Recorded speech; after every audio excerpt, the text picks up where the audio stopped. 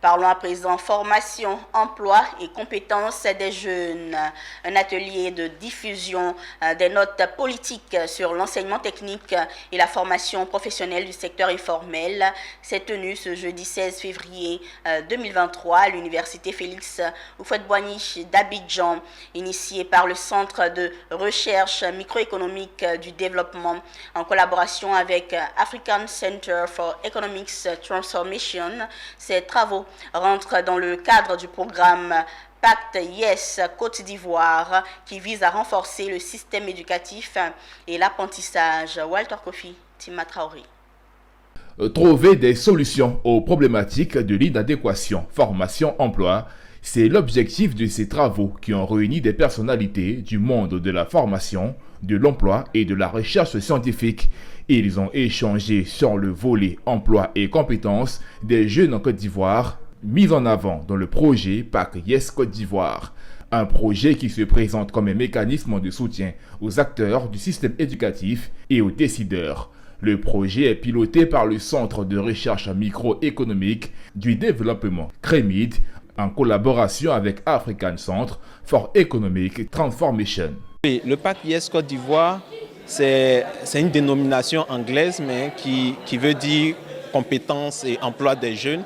Et donc le PAC, c'est une coalition qui est panafricaine, qui réfléchit un peu sur les questions économiques pour transformer nos économies.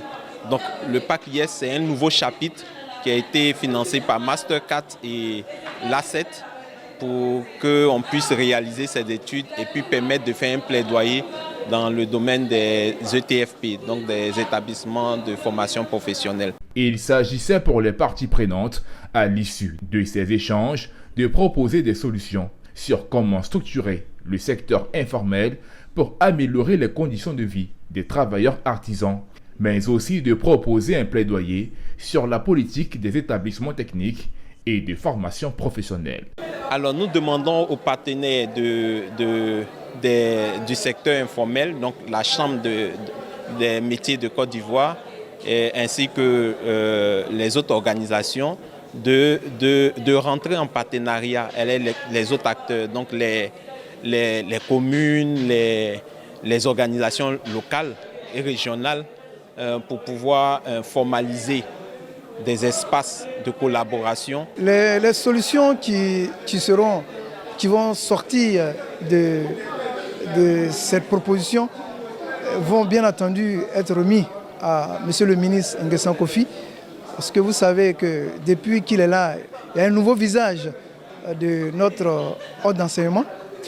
Et à commencer même, je prends le petit exemple, la réhabilitation du lycée technique qui est en cours. Rappelons que cet atelier est le deuxième du genre, après celui d'octobre 2022, marquant le lancement des activités. Le projet Pacte Yes Côte d'Ivoire est piloté par le Centre de recherche microéconomique du développement